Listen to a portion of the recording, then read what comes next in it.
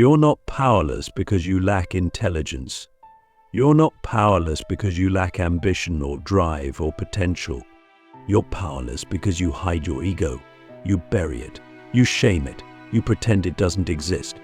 And by doing that, you've handed every ounce of your influence to others who aren't afraid to use theirs. That's what no one tells you.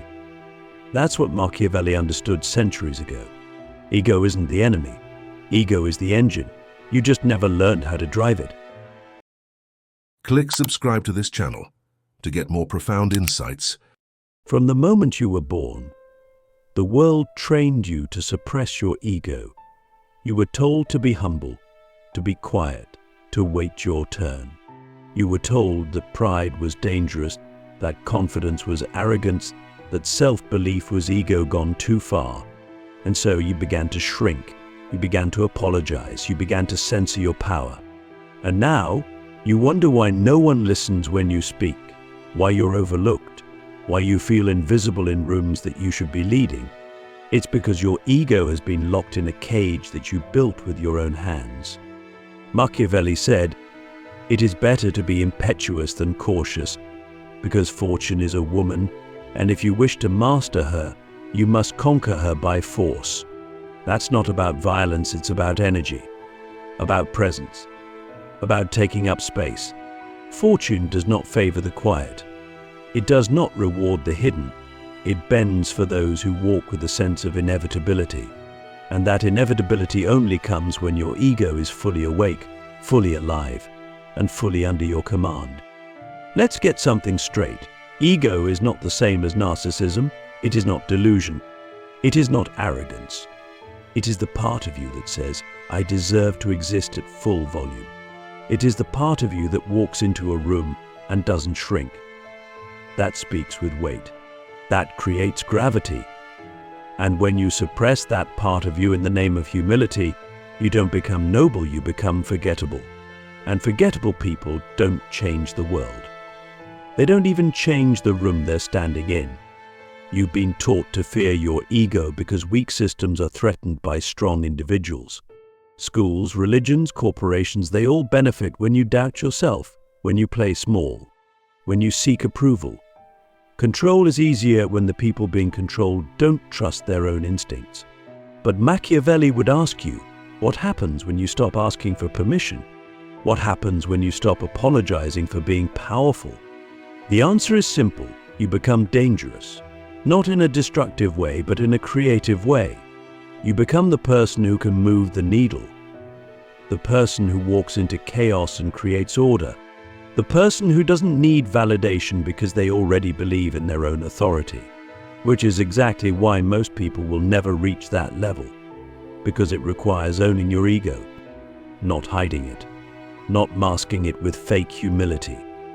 But stepping into it, mastering it, and using it as a weapon of clarity.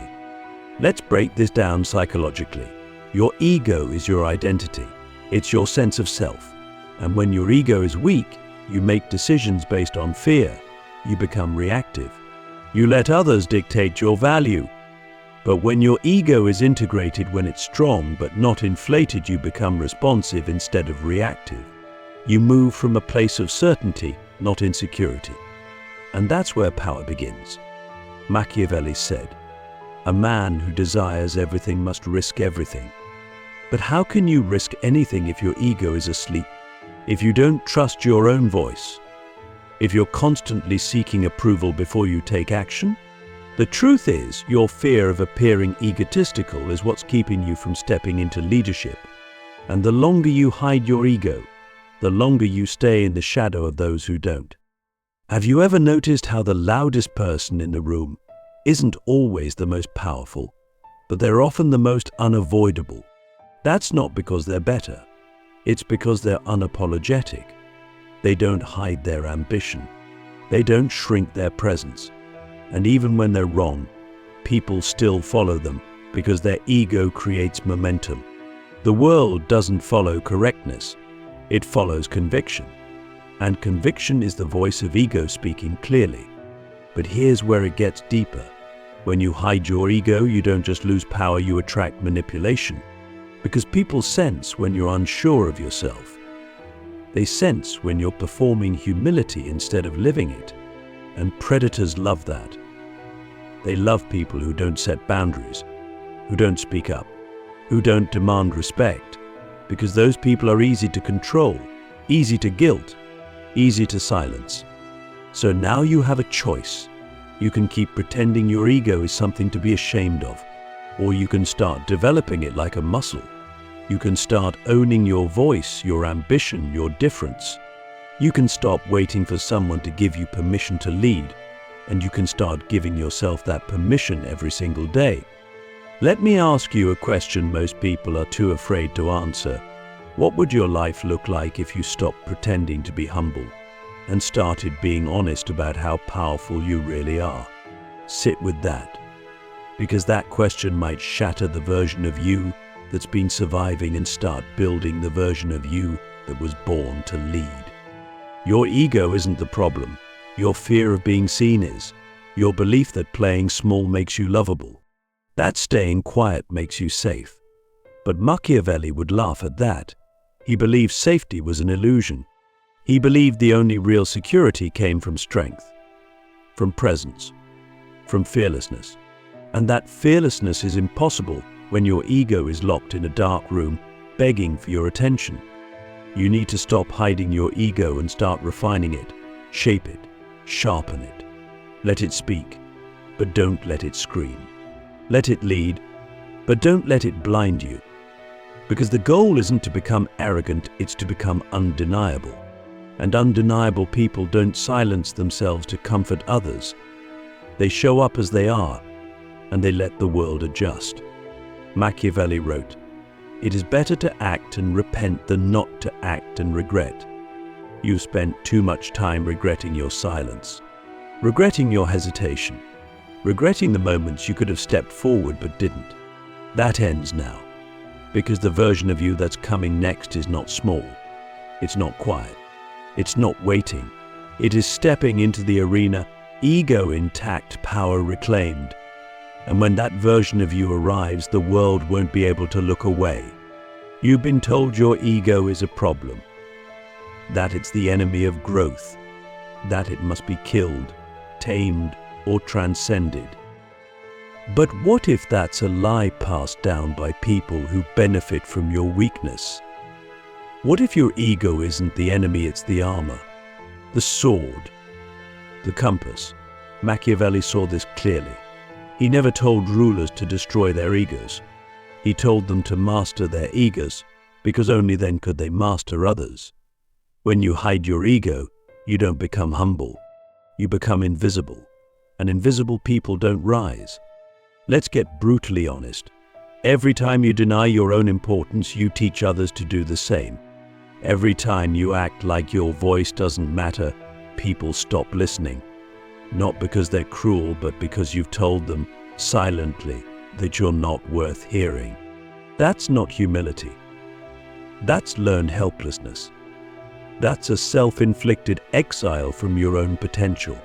And if you do it long enough, you'll start to believe that your silence is noble when in truth, it's fear disguised as virtue. Machiavelli said, "It is not titles that honor men, but men that honor titles." That means your power doesn't come from status. It comes from presence, from how you see yourself, from the way you walk into a room and make it yours, not with arrogance, but with certainty. You don't need to be loud to be respected, but you do need to be unapologetically visible. And that requires ego, a visible one, a trained one, not a bloated, chaotic one, but one that refuses to be silenced when called into greatness. Let's talk psychology. The ego is your psychological spine. It's your identity, your sense of self. When it's too inflated, it becomes delusional. But when it's too suppressed, it becomes depressed. And both extremes rob you of agency. The key isn't to erase the ego. The key is to align it, integrate it. Use it like a tool instead of pretending it doesn't exist. Because when you hide your ego, you don't become virtuous. You become fragmented. You become easily dominated by people whose egos are fully armed. Look around. Who leads? Who shapes the world? Who makes decisions that ripple across economies, cultures, and consciousness? It's not the most talented. It's not the most moral. It's the most visible, the most certain. The ones who walk with the full weight of their ego, not to crush others, but to claim space. And if you're still waiting to be chosen, still hoping someone sees your potential, still playing small in the name of humility, you've already lost the game before it even started. This is why you feel stuck. You're trying to move like a ghost. You want impact without presence. You want to win without taking up space. But Machiavelli would tell you the game doesn't work like that. Power only respects power. And if you hide yours, you're inviting others to dominate you. Not because they hate you, but because nature abhors a vacuum. When you don't lead with ego, someone else will. So how do we reverse this? You stop performing humility and start practicing self-recognition. You name your value clearly, calmly, consistently. You stop apologizing for your talent. You stop shrinking your ambition to make others comfortable. You stop pretending you're just lucky every time you succeed. And you start owning your results like a leader who understands they were earned. Machiavelli wrote, "The lion cannot protect himself from traps, and the fox cannot defend himself from wolves. One must therefore be a fox to recognize traps and a lion to frighten wolves." Ego is what allows you to be both. The fox is your strategic mind. The lion is your unapologetic self-belief. If you hide the lion, you become prey. If you overuse the lion, you become reckless. But when you master both, you become impossible to conquer. Here's a question that will shift your reality. What would happen if, for the next 30 days, you stopped hiding your ego in every interaction? What if you spoke with authority, not hesitation? What if you stopped watering down your ideas to avoid criticism? What if you walked like someone who belongs at the top, not because you're better, but because you've earned it? What would change? Who would treat you differently? Who would feel threatened and who would finally respect you? Most people will never ask themselves that question because they're too addicted to being liked. But Machiavelli would remind us popularity is not power, respect is. And respect is rarely given to those who hide. It's given to those whose ego is so aligned, so integrated, so unshakable that even their silence carries weight. Let's go deeper. When you suppress your ego, you also suppress your boundaries. You tolerate disrespect. You stay quiet when you should speak. You forgive without consequence. Why? Because you don't believe your presence is worth protecting. And that's how people lose themselves slowly, quietly, in the name of being easy to be around. But the truth is, if your ego isn't strong enough to say no more, you'll always be someone else's pawn. You've been told confidence is dangerous. But Machiavelli would argue the opposite. He'd say that a lack of confidence invites instability. A weak ruler creates chaos not just in nations, but in relationships, in teams, in families. Because when the leader doubts themselves, everyone else starts to guess. And if you don't lead yourself with a strong, clear ego, others will lead you to places you never intended to go.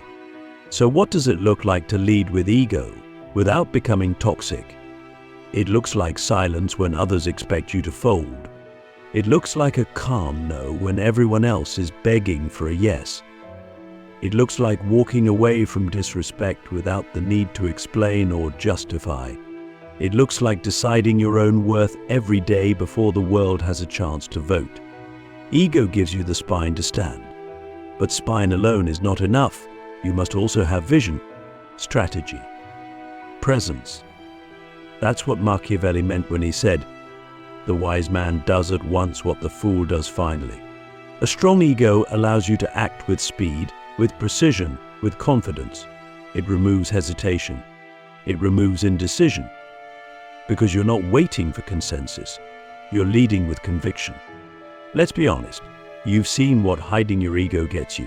Missed opportunities, broken boundaries, constant confusion about who you are and what you stand for. It's time to stop. It's time to bring your ego to the surface, not to dominate others, but to reclaim yourself. There is a version of you that already exists, one that doesn't flinch when challenged, doesn't shrink when judged, and doesn't second-guess its own presence. This version of you walks into any room with calm certainty, not because it's trying to impress, but because it knows it belongs. That version is not a fantasy, it's your ego fully awake and finally unchained. The only reason you haven't become that person is because you've been taught to suppress the very energy that would make it possible. You've been told that to lead, you must shrink, that to be accepted, you must mute your power, and in doing so, you've surrendered control of your life without even realizing it. Machiavelli understood something that most people are still too afraid to admit. Power is not given to the most kind or the most moral, it's taken by those who believe they are worthy of it. That belief is not arrogance, it's ego, fully integrated. When you hide your ego, you don't become more virtuous, you become easy to overlook. You become the kind of person who has potential, but no presence. The kind of person who watches others rise while silently wondering why no one sees them. Your ego is not the problem, it's the unused fuel. It's the part of you that dares to want more, to speak louder, to move faster, to stand taller. But you were taught to dim it. You were told that too much self-belief is dangerous, that confidence is cockiness, and that ambition needs to be tamed. So you internalized the fear of being too much, and in doing that, you became far less than you were meant to be. Not because you lacked the power, but because you lacked permission to use it. Every time you've said it's not a big deal when it was. Every time you've accepted less than what you deserved. Every time you've let people talk over you, ignore you, or undermine you, those weren't random moments. Those were signs of a buried ego. And the more you bury it, the more you teach others that you don't value yourself. Machiavelli would call that self-betrayal, because in his world, and in ours, the first person you must conquer is yourself. He famously said, the first method for estimating the intelligence of a ruler is to look at the men he has around him. But let's flip that. How do the people around you treat you? Do they respect your time, your energy, your boundaries, or do they test them constantly? If you're surrounded by people who don't take you seriously, it's not always their fault. It's often a reflection of how you've shown up. The world mirrors the value you place on yourself, and when your ego is hidden, that mirror returns nothing but fog. This is where the transformation begins, not with shouting, not with proving, but with deciding. Deciding that your presence matters. Deciding that your voice will no longer be silenced by your own fear of being too confident. Deciding that you will stop asking for permission to be powerful. Because ego isn't about volume, it's about vibration. It's the frequency you carry into every room, every conversation, every decision. And the more aligned that frequency is with your true self-worth, the more control you begin to reclaim. Hiding your ego doesn't make you respectable. It makes you forgettable. And the most dangerous part is that it happens slowly. You start by holding back in meetings. Then you downplay your accomplishments. Then you say it's fine when it's absolutely not. One day you wake up and realize you don't even remember what it felt like to speak with full conviction. You've become a ghost in your own life, all because you thought ego was something to be ashamed of. But here's the truth Machiavelli would never let you ignore. The world is not shaped by the most talented, it's shaped by the most visible. And visibility requires ego, not a loud, insecure ego that constantly seeks attention, but a grounded, immovable ego that commands respect without needing to say a word. When your ego is healthy, you don't need to announce your value, it's felt. It's in your posture, your pace, your silence. Let's go deeper. When you hide your ego, you also hide your standards. You allow relationships to last longer than they should. You tolerate disrespect, hoping it will stop. You settle for roles, friendships, and routines that drain you because you don't believe you deserve better. That's not humility. That's fear masquerading as patience. And fear is the one thing that will always keep you from accessing your full power. You need to understand that ego is your protector. It's the part of you that steps in when the world tries to shrink you. It reminds you that you don't have to tolerate less just to be accepted. It gives you the strength to walk away from what insults your worth. Without ego, you become emotionally homeless, always seeking validation, never building the inner structure that could hold your power. Machiavelli would say, build the fortress of the self first. Then, and only then, can you rule anything else. So what does it mean to stop hiding your ego in the real world? It means you stop softening your ideas to make others feel comfortable. You stop apologizing for your ambition. You stop pretending to be unsure when you're actually damn clear. You stop waiting to be asked, and you start stepping forward, not to dominate others, but to stop abandoning yourself. It means you walk into every room like someone who belongs, not because you're better, but because you finally stopped pretending you're less. It means you say no without guilt. You say yes without hesitation. You speak with clarity, not to prove anything to others, but to prove to yourself that you're done hiding. This is not arrogance. This is liberation. It is the return of your full self. Let me ask you something no one ever has. What would your life look like if you stopped dimming every part of you that feels powerful? What would happen if you allowed your ego to lead not recklessly, but righteously? What doors would open? What people would fall away? What version of you would finally begin to emerge? You've tried hiding. You've tried shrinking. You've tried being the quiet one, the agreeable one, the modest one. And where has that gotten you? Are you free? Are you fulfilled? Are you leading anything, or are you still waiting to be discovered? Machiavelli would say, he who is the cause of another becoming powerful is ruined. So stop giving your power away. Stop waiting for someone else to tell you it's your time. Your time is when you decide it is. Your voice is valid the moment you stop suppressing it. And your ego is not the villain. It's the hero that's been locked in the basement of your mind, begging to be let out. So let it out. Let it breathe. Let it guide you into rooms you were scared to enter. Let it speak truth when others remain silent. Let it demand more, not just from the world, but from you. Because the version of you that the world needs is not the one that hides behind humility. It's the one who finally says, I'm here, I'm ready, I'm done being small.